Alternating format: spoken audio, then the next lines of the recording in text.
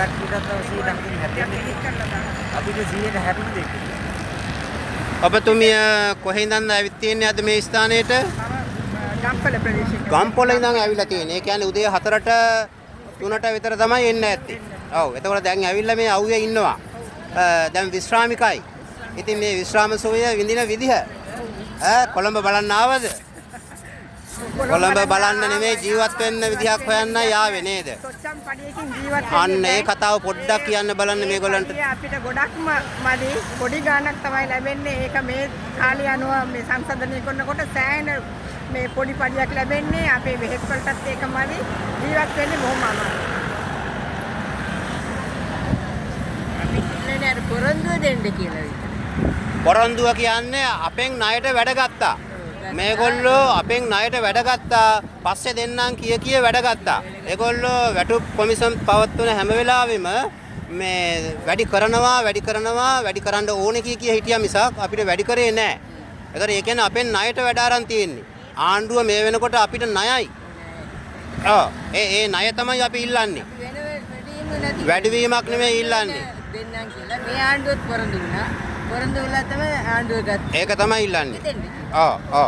එතකොට අද මේ විශ්‍රාමිකයන්ගේ දිනේ අපි කොළඹට ඇවිල්ලා ඉල්ලන්නේ ඒ දේ. මේක කොහොමද ඉෂ්ට කරන්න යන්නේ? ඉෂ්ට කරලා දෙන්න. අපිට ජීවත් වෙන්න තියෙන තව අවුරුදු කීපයයි. ඒකෙන් අපි මැරලා යනවා. ඊට ඉස්සරලා අපිට ණය බේරලා ඉවර කරන්න.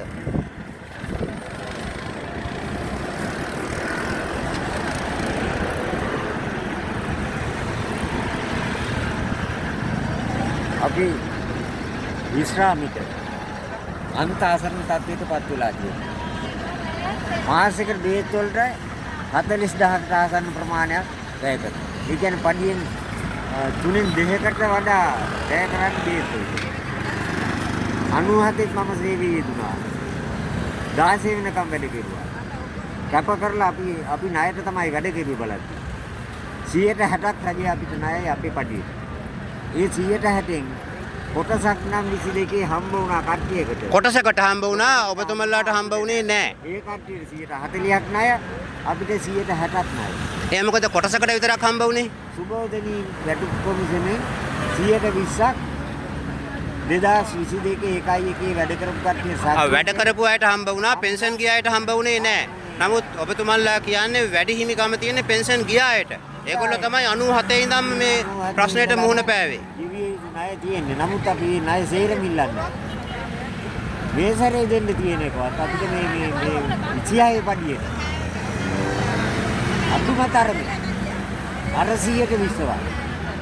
අර 140ක් ලැබුණොත් හොඳයි. නැත්නම් අතුමතරම 100ට විශ්වාස ලැබුණොත් මේ බේත් අරගෙන තව අවුරුද්දක් දෙකක් හරි ජීවත් වෙන්න පුළුවන් කියලා විශ්වාසයක් තියෙනවා. ඔබතුමන්ලා මේ පිළිබඳව මෙහෙම ඉන්නේ නැතුව වෘත්තීය සමිතිය හරහා දැනුවත් කළේ නැද්ද? ඉරුවා වැඩ කරන කාලේ ඉඳලම දේව මාකින් වලදී ස්ට්‍රයික් කෙරුවා. නමුත් ඒ ස්ට්‍රයික් ළමයිට බාධා නෙවෙන්නේ. ඒ ස්ට්‍රයික් කරාම උසාවියෙන් තීන්දුවක් දුන්නා මේගොල්ලන්ගේ වැටුප් විසපතාවය හදන්න වැටුප් වර්ධක දෙකක් දෙන්න කියලා කිව්වා. ඒක හම්බුණාද? හම්බ වුණේ නැහැ. ඉතින් ඒ උද්ඝෝෂණ දිගටම ආවා. 16 වෙනකම් ආවා. 16 පෙන්ෂන් ගත්තා. පෙන්ෂන් අරගෙන දැන් අපි පාරට වෙලා බෝඩ් අල්ලගෙන ඉන්නවා. විවේකීව ඉන්න ඕන කාලේ පාරට වෙලා ඉන්නවා. කොහොම තමයි ගත කරන්නේ. කොහොම වුණත් මේ ආයෙත් කොටසක් ලැබෙන්න ඕන කියන එකයි